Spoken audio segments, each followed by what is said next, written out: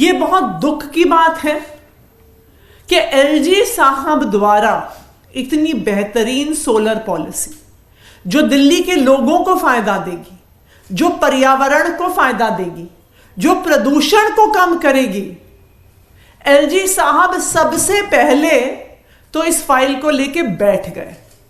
उन्होंने कई दिन तक इस फाइल को वापस ही नहीं भेजा। फिर इस मुद्दे को पावर डिपार्टमेंट ने एलजी ऑफिस से परस्यू किया।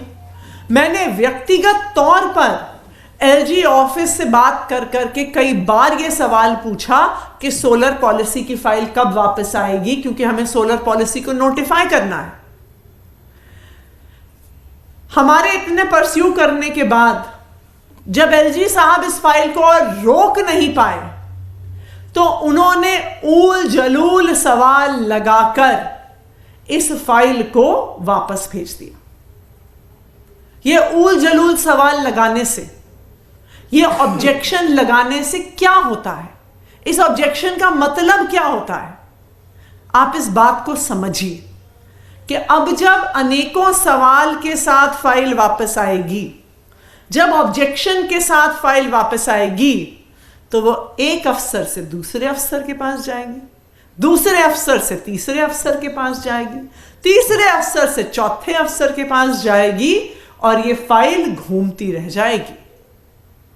ये ऑब्जेक्शन लगाने का सिर्फ एक ही ध्येय है कि इस पॉलिसी को रोका जाए और अगले महीने आने वाली आचार संहिता से पहले इस पॉलिसी को नोटिफाई नहीं होने दिया जाए, इस पॉलिसी को इंप्लीमेंट नहीं होने दिया जाए। क्यों? क्योंकि अगर ये सोलर पॉलिसी नोटिफाई हो जाती है और अगर ये सोलर पॉलिसी इंप्लीमेंट हो जाती है तो दिल्ली वालों को इससे फायदा होगा। दिल्ली वाले अरविंद केजरीवाल की सरकार से खुश होंगे, उनके पॉलिसीज से खुश होंगे, उनको वोट डालेंगे। तो आज एलजी साहब इस शहर की, इस राज्य की सबसे बड़े संवैधानिक पद पे बैठे होने के बावजूद अपनी पद की गरिमा को भूलकर आज भारतीय जनता पार्टी की तरफ से बैटिंग कर रहे हैं। लेटेस्ट खबरों के लिए देखते रहिए MUZ न्यूज और ताज़ा अपडेट पाने के लिए चैनल सब्सक्राइब करना ना भूलें।